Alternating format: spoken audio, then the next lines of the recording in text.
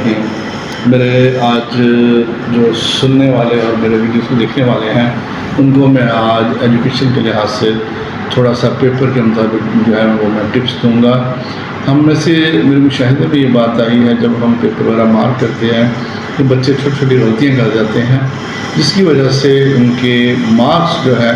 وہ کم ہو جاتے ہیں، ڈیٹیکٹ ہو جاتے ہیں۔ اس کی وجہ کیا بنتی ہے؟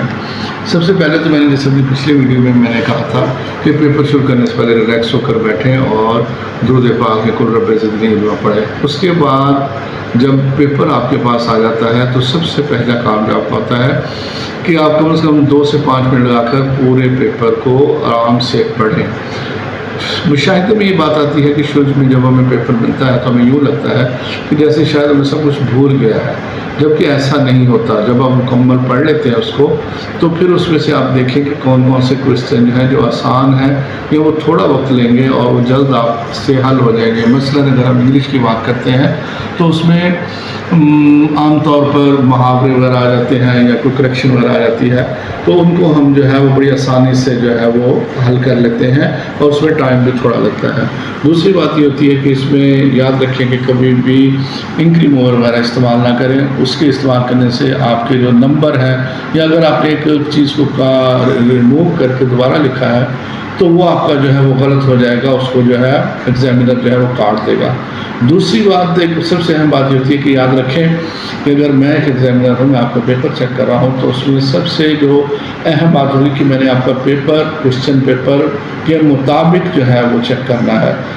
میرے کئی دفعہ یہ مشاہدے میں بات آئی ہے کہ جب ایک بچہ ہے اس نے اگر سب سے پہلے کوئسچن نمبر 5 ہے جو کوئسچن پیپر میں ہے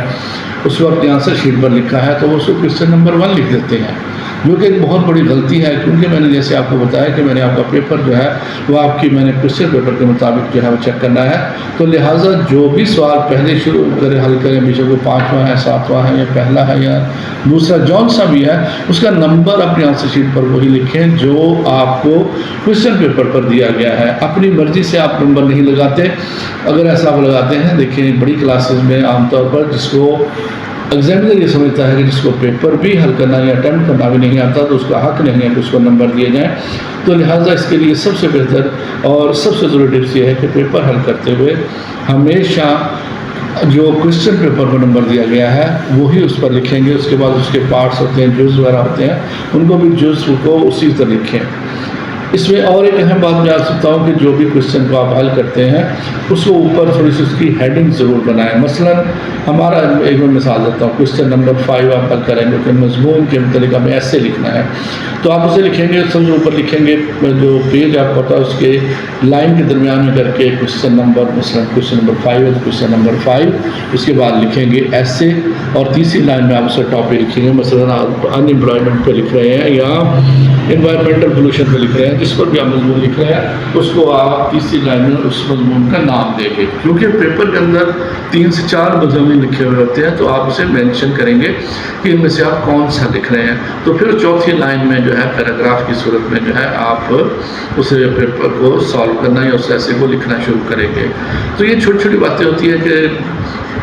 کیونکہ بنیادی طور پر میں ایک ٹیچر ہوں اور میں پیپر مارکنگ بھی کرتا ہوں تو لہٰذا یہ وہ میں چھوٹی چھوٹی باتیں بتا رہا ہوں کہ جو میرے اکثر مشاہدے میں آتی ہیں کہ اسٹوڈنٹس غلطی کر جاتے ہیں۔ اگر ان چھوٹی چھوٹی باتوں کا آپ خیال رکھیں گے اور پیپر حل کرنے کے لاسٹ پر کم از کم